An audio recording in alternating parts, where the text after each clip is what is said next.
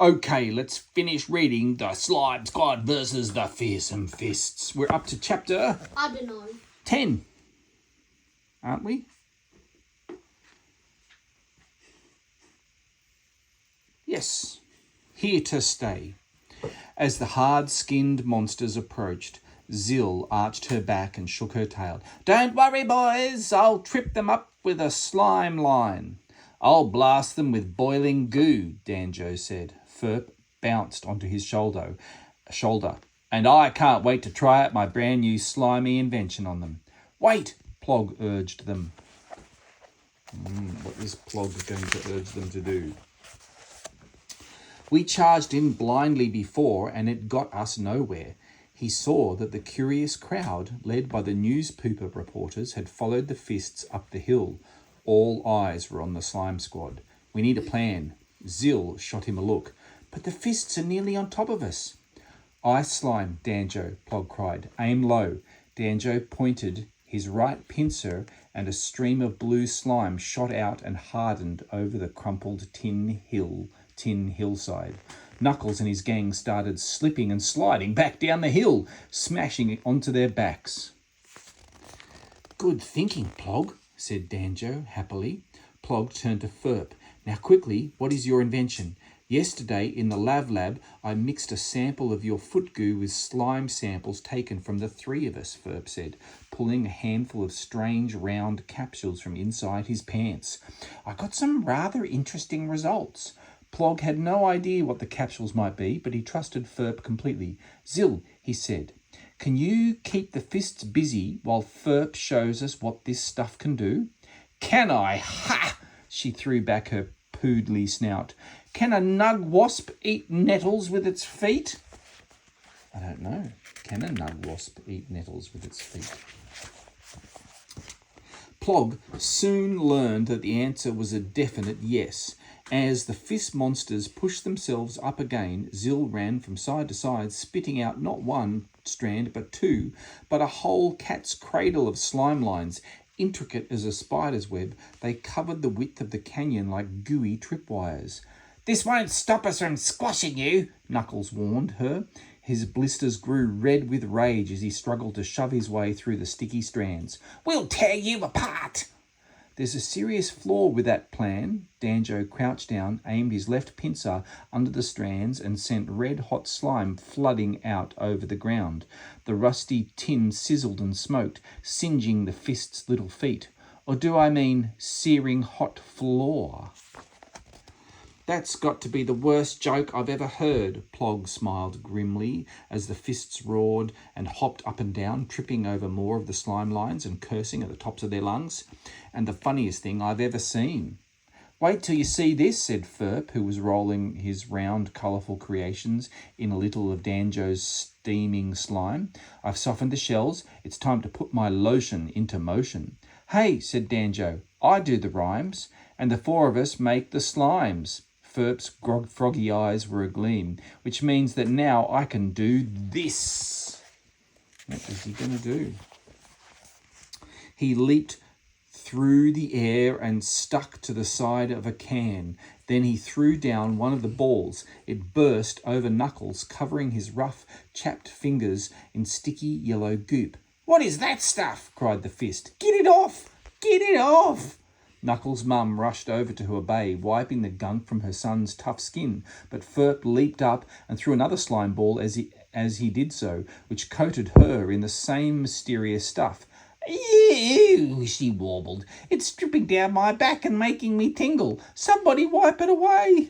Forefinger and Nail did what they could, but Ferp was bombarding them too, and he made especially sure to pelt Palmer, who was staggering across the battered tin battlefield to help up Pinky. Crack! Crish! Pinky took a direct hit too, as the goo balls broke open like eggs. Their gooey insides splattered over the fist monster's tough, hardened skin and went to work. Ah! Knuckles groaned. What's happening to me? My fingers feel all soft. Mine too, wailed Knuckles' mum. The cracks in my skin are healing up. I'm losing my wrinkles. Oh no, Forefinger stared desperately at his digits. My blisters are fading, and my warts are going away, moaned Nail. My skin's all pink and fresh. Knuckles was hopping about in distress. "It feels disgustingly smooth and supple."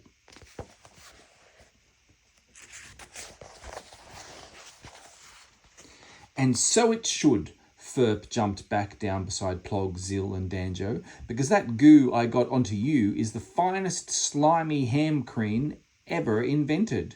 Plog grinned. "Hand cream? Just a few drops refreshes the skin and leaves it looking youthful and blemish-free," said Ferp modestly.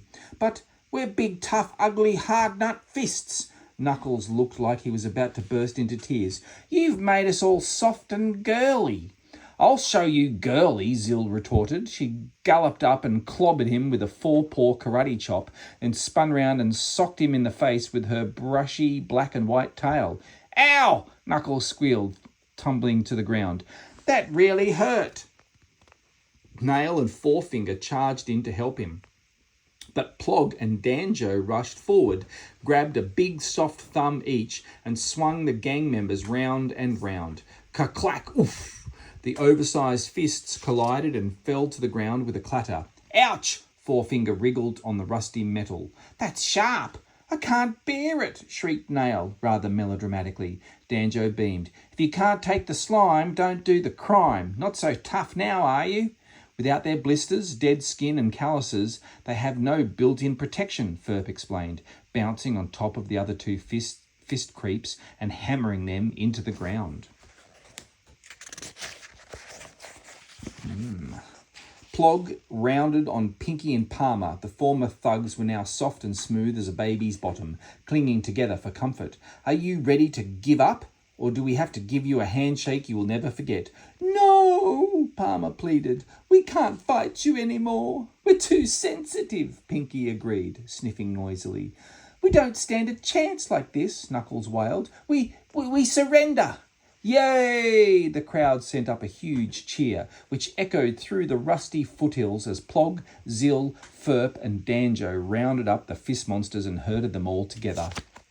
"So here's the deal," Plog told the fists. "We'll let you push off back to whatever nasty radioactive hole you crawled out of, but you won't be taking any of the money you stole. We're going to give it back to the rank banks." Another cheer went up from the crowd. Knuckles narrowed his 3 eyes. "Lord Cluck will get you for this." "I think he's more likely to get you after the muck-up you've made," Plog retorted. "So when you see him, you can tell him he'll never take over Trashland." Zill nodded proudly. "Not while the slime squad is around." "Come on, everyone," cried Mrs. Bumflop, her cheeks flushed with excitement. Even her aunt was baring its... What was her aunt doing? Baring its teeth. "Let's drive those horrible fists out of town." "Yes!" The crowd surged forward, their own fists raised, a whole lot of smaller but ready to bruise. Gulp. Forefinger's fingers flew up in alarm. "Time we were off." Knuckles hurried his gang away, the whole bunch of them cursing because bits of metal were poking into their sensitive skin. Plog jumped into the air and clicked his cauldron-clad heels together as the angry crowd of pursuing monsters surged past. Mrs. Bumflop stopped to give him a big wink, then raced after the others, hounding the fists into the distance. Plog smiled and waved, and then a flock of newspaper reporters came rushing up, taking pictures and waving microphones like lollipops. "Sensational," one said. "What a comeback! What a victory!" "But who's this furry thing with a funny mask and dodgy feet?" said another monster beside him. Plog blushed. He watched nervously as Zill, Ferp and Danjo huddled together for a short whispered discussion. Then Zill turned to the assembled monsters of the press and smiled. "This furry thing, as you put it, is Plog, and we very much hope he will be the Slime Quad Squad's new leader." Plog gasped even louder than the reporters. "What?" He stared at them in astonishment. But you've already got the all-seeing pie." "He can guide us," said Ferp, "but he can't lead us into action when he's stuck in our HQ." "Was it his idea to ask me?" Plog wondered. "No, it was ours," said Danjo. "Pie knew he couldn't tell us to risk our lives for Trashland. It had to be something we decided to do for ourselves. And if it wasn't for you, we might never have done so," said Ferp. "That's why Pie said you were needed to save the world. You were needed to take charge of us." Danjo nodded. You've proved yourself to be the bravest of us all, Plog. While we were ready to give up, you just carried on. And since you know our moves better than we do, and just what we should do with them, Zil continued, you're the obvious choice to lead us. Plog scratched his head. I don't know what to say. You wanted your life to change, fur boy. Zil's eyes were bright. So say yes.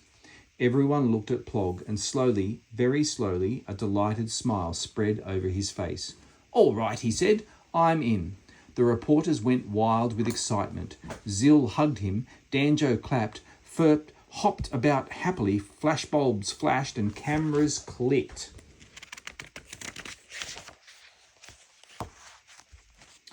And news flashes interrupted all Smelly Vision programs, letting the whole of Trashland know of the Slime Squad's incredible victory. Back in the squad's hidden headquarters, the all-seeing, all-dancing Pie laid down some very funky moves. A big yellow smiley face flashing on his screen. That's my team, he thought proudly. And in a top-secret, dark and extremely smelly evil lair, beyond the reach of even Pie's spectacular senses, Lord Cluck crossly scratched the ground with his claw. Those slimy fools will pay for meddling with my plans, he squawked. Oh, how they will pay! They will pay by the bucket load. Of course.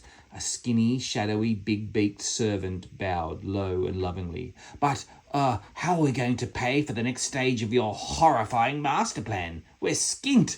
Not for long, hissed the sinister monster mastermind. Relying on the not-so-fearsome fists was foolish. Next time I will choose my evil lackeys with greater care. And when I do, the first thing on my to-do list will be to destroy that sickening slime squad. But over in the Tin Can Mountains, surrounded by cameras and microphones, Plog and his friends knew nothing of this. They were simply enjoying the feeling of something new and momentous beginning for them all. Mr. Plog, a reporter asked, as Slime Squad's new leader, how do you feel? Just at this moment, said Plog, I feel over the moon, around the sun and all the way back down to earth again. Ferp, Danjo and Zil smiled as he raised a furry fist high in the air and his head short sparkled in the evening sunlight. Bad guys everywhere had better watch out. The Slime Squad are back and we're here to stay. The end.